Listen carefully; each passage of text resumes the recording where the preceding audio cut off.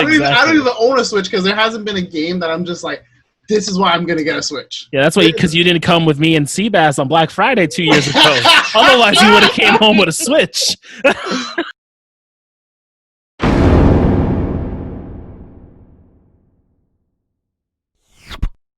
Welcome to another episode of Nerds Around on this side of Nebula. I'm your host, Sebastian. It's your boy Law. And your boy Tone from across the hall. And today we have joining us Dominique, also known as Domo the Nomad, longtime game player and journalist. So Nice. Hey. And today we're talking about games we've been playing through quarantine. So everyone, let's just talk about what we've been playing, what's got us into gaming, and how's gaming's got us through this fun COVID-19 season. Yeah. How long is everyone's list? I got a short list. I got a really short list. I always have a list. Dominique's going to definitely relate to this one is Animal Crossing because I don't know. I originally got that game for Jess, and then I started playing it and got bit by the Animal Crossing bug, and I understand why Dominique has had this bug. It's a very creative game. How long have you been playing, Dominique? I never got into it. I've been playing since the GameCube, since it originally was in middle school. Wow. Taking it back. I bought it for GameCube, and my friends are like, what's this Hello Kitty game? And I read it in Nintendo Power, and I was like, it's not a Hello Kitty game. You can build things, and you can make a house. I was like, yo, my word, I'm building a library right now on my island. That's what I'm trying to do. Then Jesse looks at me like, I hope you have these ideas when we get a house. I'm like, yo, I'm getting mad ideas. yeah, sure. Like, but you can't get like items this easy. Like, Yeah. You can't buy items for fruits. Like that's not how Bro, what's the comparison to like Sims like? Ooh. I mean, Sims, I can't control my person because I just started playing Sims 4 again. I can control your person, but like they talk, you don't know what they talking about. You have to actually have a job. Okay. I can't go like in my town in Animal Crossing. I could walk around and just catch bugs and fish all day, and I could sell them and turn a big profit. It's all about this hustle life, baby. just the hustle simulator. That's all it is. What about selling them turnips, trying to do the stock market? Yeah. Yo, all I hear, yo, for real, it's flipping turnips. Yo, I got these turnips, people. Yo, I got these bells. I got these this, and I'm like, what are y'all talking about? Yep. Yo, this game teaches you stock market life with the turnips. It's like you're gonna sell high and buy low, and it's like, yo. I don't even own a Switch because there hasn't been a game that I'm just like, this is why I'm gonna get a Switch. Yeah, that's why because you didn't come with me and Seabass on Black Friday 2 years ago. Otherwise, you would have came home with a Switch. Dude, I'm so bad at it. I got two Switches. I got my house Switch and I got my out Switch. Like, wait, what? Wow! Yeah, a mayhem has entered the building. What's good, brother? Wow. I want to just say one thing. Can you guys hear me, first of all? Yes, you can. You look extra crispy, by the way. He's about to bogart the podcast right now. You look like you that island, son, brother. Is anybody else doing the thing where they have a nice presentable shirt, but wearing our underwear underneath and nobody else can see? Because I don't want to get up and show you guys something. Yo, that's how I work every day. Mike, have you been playing Borderlands? Yes. It's not the same. It doesn't hit the same as Borderlands 2. It's better than Borderlands the pre-sequel, but only barely because playstyle it feels better. But I would say story-wise, pre-sequel did deliver a little bit more and gave us a little more story.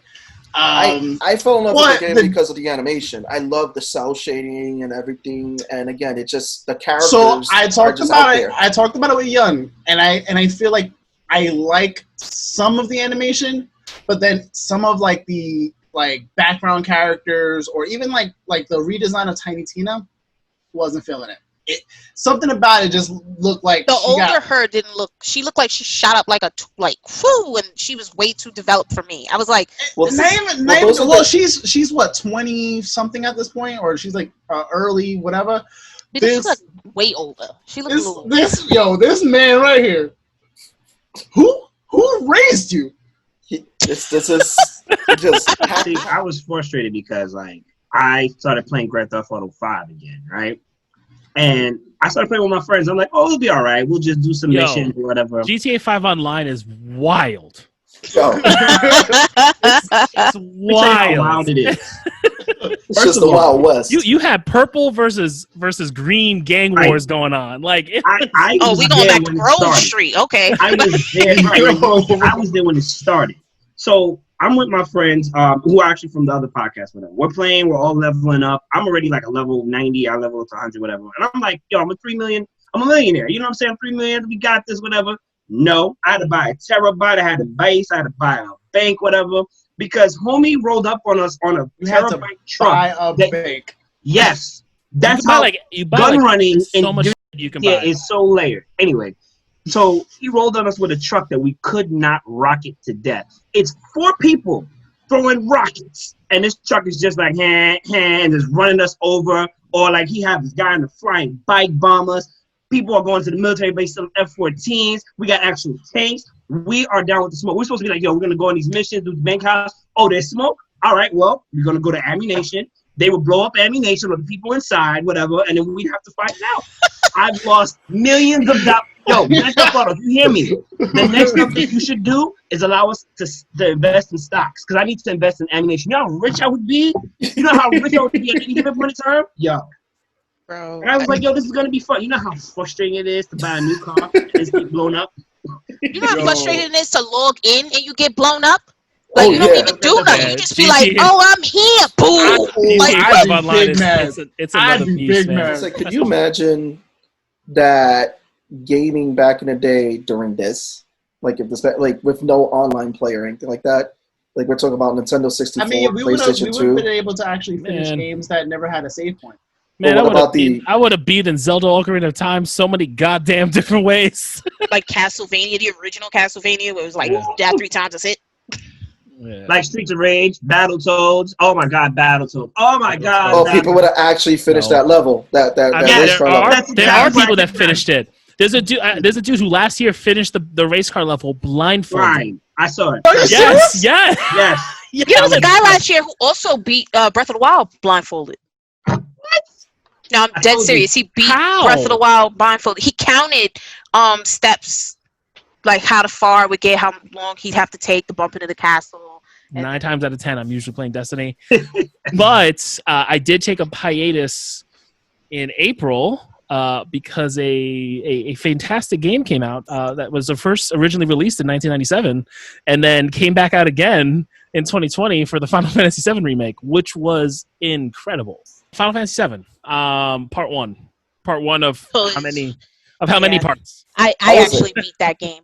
Oh, I loved it. I put like 100 and something hours into Final Fantasy VII, but it was just it was such a different take from the original game, and I had a great time with it. I thought the voice acting was really on par, and it really just brought me back to playing it for the first time. It was like one of the first real RPGs I really got into when I was a kid, and they knocked it out of the park. You know. Okay. I'm bummed that I don't know when part 2's going to come. Was it worth the wait? Because you figure. Oh no, it's worth the wait. I mean, they've waited this long to get it. It got postponed. I am so opposite end of your spectrum. I love the game. I hate that shit. I feel like it's one of those games like Kingdom Hearts where everyone was like, because Nomura directed it, and Nomura gonna Nomura. That's it. There's hooded people in there. You don't know what they're about. This is more Kingdom Hearts bullshit flying around. I'm like, oh man, here we go. As soon as I saw them, I was like, here we go. Nomura he just gotta make a new Kingdom Hearts. I mean, all the hooded people were just Sephiroth clones. Or it's like Kojima. So Kojima, I'm gonna tell you how Kojima is right now. No. Kojima's a god amongst men. Kojima's a man that needs a lot of. You already know I stream just for fun. Right. So right around the cusp of quarantine, I was doing Prey. Beautiful game. Just to expand on it a little bit more. Think Dead Space, but instead of being predicted routes, you can make your own route. So Law touched upon a glue gun. That glue gun can literally help you go from the bottom floor to the top floor, and you can evade. And like, you don't have to engage running gun. You can sneak for most of the games, depending on how good you are.